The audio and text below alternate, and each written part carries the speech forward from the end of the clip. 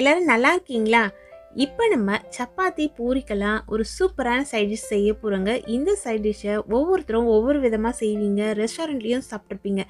இருந்தாலும் ரொம்ப ஈஸியான மெத்தடில் நல்ல சுவையாக எப்படி செய்கிறது அப்படிங்கிறத இந்த வீடியோவில் பார்க்கலாம் வாங்க. முதல்ல அடிக்கனமான பேன் ஸ்டவ்வில் வச்சு ஸ்டவ்வை சுவிட்ச் ஆன் பண்ணிவிட்டு அதில் 4 டேபிள் ஸ்பூன் அளவுள்ள கடலெண்ணெய் சேர்த்துக்கலாம். இதில் முழு கரம் மசாலா பொருட்களில் நம்மக்கிட்ட இருக்க பொருட்களில் கொஞ்சம் கொஞ்சமாக சேர்த்துக்கலாம். நான் இன்றைக்கி 1/4 டேபிள் ஸ்பூன் அளவுள்ள சீரகம், 4-5 கிராம்பு, 2 சின்ன துண்டு பட்டை, 2 ஏலக்காய், கல்பாசி, அனாசி மொகு, ஸ்டார் ஆனிஸ் இதெல்லாம் சேர்த்துருக்கேன்.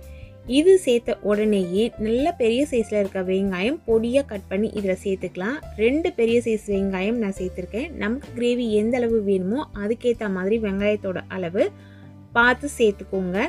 இதில் 1/2 டேபிள் ஸ்பூன் அளவுள்ள கல்லுப்பு சேர்த்துருக்கேன். தூளுப்பு சேர்க்குற மாதிரி இருந்ததுன்னா கொஞ்சம் குறைச்சி சேர்த்துக்கோங்க. பிறகு தேவைப்பட்டதில் நம்ம உப்பு சேர்த்துக்கலாம். இது எல்லாத்தையும் சேர்த்து நல்லா மிதமான தீயில வச்சு இது போல் லைட் கோல்டன் ப்ரௌன் கலர் வர வரைக்கும் வதக்கிக்கோங்க.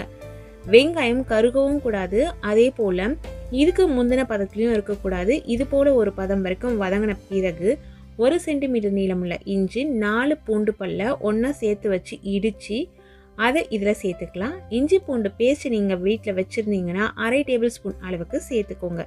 இது எல்லாத்தையும் நல்லா கலந்து விட்டு லைட்டாக அது கலர் மாறின உடனேயே இதில் 2 பெரிய சைஸில் இருக்கிற தக்காளியை நல்லா விழுதாக அரைச்சி அந்த விழுதை இதில் எடுத்து சேர்த்துக்கலாம். தக்காளி நல்லா பழமாக இருந்தால் தான் கிரேவியும் சுவையாக இருக்கும், பார்க்குறதுக்கும் நல்லா கலர்ஃபுல்லாக இருக்கும். தக்காளி விழுதை சேர்த்த பிறகு நல்லா கலந்து விட்டுடலாம். கலந்து விட்டுட்டு தீயை நல்லா குறைச்சி வச்சுருங்க. ஒரு தட்டு போட்டு மூடி 5 நிமிஷத்துக்கு லோ ஃப்ளேமில் இது அப்படியே வேகட்டும். அப்போ தான் தக்காளியோட பச்சை மணம் மாறும். இப்போ 5 நிமிஷம் ஆயிடுச்சு. ஓப்பன் பண்ணி பார்க்கலாம். தக்காளியோட அந்த பச்சை மணமும் மாறி இருக்கும். நம்ம சேர்த்த எண்ணெயும் லைட்டாக ஊறும், பிரிய ஆரம்பிக்கும். இந்த டைம் வரைக்கும் நீங்கள் குக் பண்ணிக்கோங்க. சப்போஸ் தீ கொஞ்சம் அதிகம் வச்சிட்டிங்கன்னா கருகி போக ஆரம்பிச்சிடும். அதனால் தீயை குறைவாகவே வச்சு வேக விடுங்க.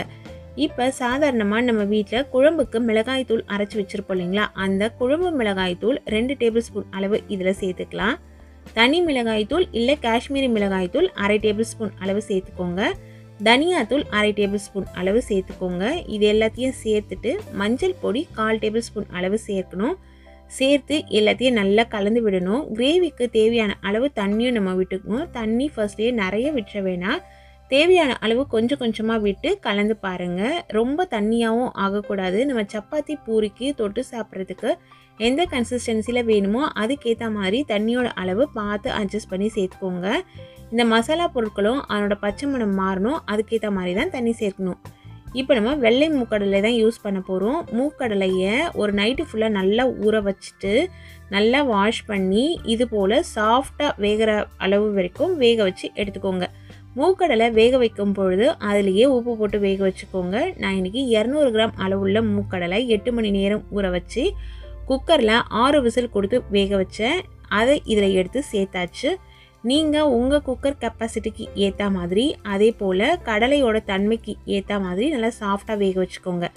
இப்போது அதில் 1 கைப்பிடி அளவுள்ள கடலையை தனியாக எடுத்து அதை ஒரு மிக்ஸி ஜாரில் சேர்த்துட்டு மிக்ஸி ஜாரில் கொஞ்சமாக தண்ணி விட்டு அதை விழுத நம்ம அரைச்சி எடுத்துக்கணும். அதுக்குள்ளே இப்போது இந்த கடலையை இதில் சேர்த்தோம் இல்லைங்களா, சேர்த்த உடனேயே இதில் இருக்க மசாலா பொருட்களை எல்லாத்தையும் அதை நல்லா உறிஞ்சிக்கிட்டு இதில் இருக்க உப்பையும் உறிஞ்சிக்கிட்டு கடலை நல்லா நமக்கு கிரேவியோடு சேர்ந்து வரும். ஏற்கனவே சேர்த்த உப்பு நமக்கு போதுமான அளவாக இருக்காது. அதனால் இப்போ ஒரு 1/4 டேபிள் ஸ்பூன் அளவுள்ள கல்லுப்பு சேர்த்துட்டு நம்ம கடலையை அரைச்சி வச்சுருக்கோம் இல்லைங்களா, அந்த விழுதை இதில் சேர்த்துக்கணும். இந்த விழுது சேர்த்த உடனே திக்காக மாறுறதுக்கு ஆரம்பிக்கும். அதனால் கொஞ்சமாக மிக்ஸி ஜாரில் தண்ணி விட்டு அலசி அதை இதில் எடுத்து சேர்த்துக்கோங்க. இது போல் செய்கிறதுனால இந்த கிரேவி திக்காகவும் இருக்கும், நல்ல சுவையாகவும் இருக்கும். இந்த சென்னை மசாலா செய்யும் பொழுது இந்த வெள்ளைக்கடலையிலேயே சின்னதும் இருக்குது, பெருசும் இருக்குது. உங்களுக்கு எது விருப்பமோ அது சேர்த்து செஞ்சுக்கோங்க. மற்றபடி ப்ரொசீஜர் எல்லாமே ஒன்று தான். கடலையை பொறுத்த வரைக்கும் குறைஞ்சபட்சம் 8 மணி நேரம் ஊறணும். அதுக்கு மேலே ஊறினாலும் பரவாயில்லை. அதே போல் நல்லா சாஃப்டாக வேகணும். நல்லா சாஃப்டாக வெந்த கடலையில் நம்ம கிரேவி செஞ்சால் தான் கிரேவி நல்லா சுவையாக இருக்கும். மேலே இது போல் எண்ணெய் பிரிஞ்சு வர அந்த சமயத்தில் 1 டேபிள் ஸ்பூன் அளவுள்ள சர்க்கரை இதில் சேர்த்துக்கணும்.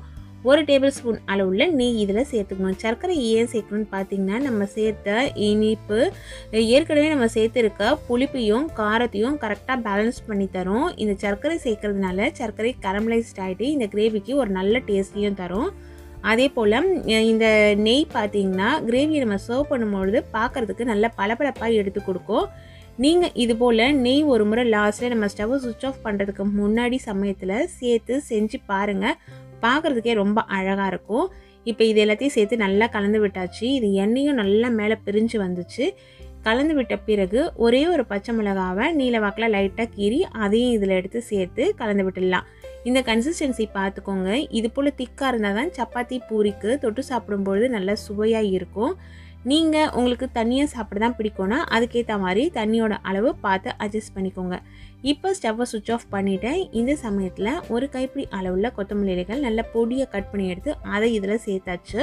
நம்ம வீட்டில் இருக்கக்கூடிய மசாலா பொருட்களை மட்டுமே வச்சு ஹோட்டல்லையோ ரெஸ்டாரண்ட்லேயோ சாப்பிட்ற அந்த டேஸ்ட்டில் பார்க்குறதுக்கும் அதே மாதிரி இருக்கக்கூடிய ஒரு சென்னா மசாலா நம்ம செஞ்சுருக்கோம். இதே மெத்தடில் நீங்களும் சமைச்சு சாப்பிட்டு பாருங்கள். உண்மையிலேயே டேஸ்ட்டு வேறு லெவலில் இருக்குங்க. நல்ல சுவையான சென்னா மசாலா கம வாசனையில் சூப்பராக ரெடி ஆகிடுச்சு. எண்ணெயோட அளவு அதிகமாக இருக்கும் அப்படின்னு நீங்கள் நினச்சிங்கன்னா உங்களுக்கு ஏற்ற மாதிரி எண்ணெயோட அளவை குறைச்சி சேர்த்துக்கோங்க. இதே அளவுகளில் பக்குவம் மாறாமல் செய்யுங்க. டேஸ்ட்டு வேறு லெவலில் இருக்குங்க. இது போல் நல்ல நல்ல ரெசிபிஸ் தெரிஞ்சுக்கணுன்னா நம்ம சேனலை தொடர்ந்து பாருங்கள். சுவையாக சமைச்சு சாப்பிட்டு மகிழ்ச்சியாக வாழுங்க.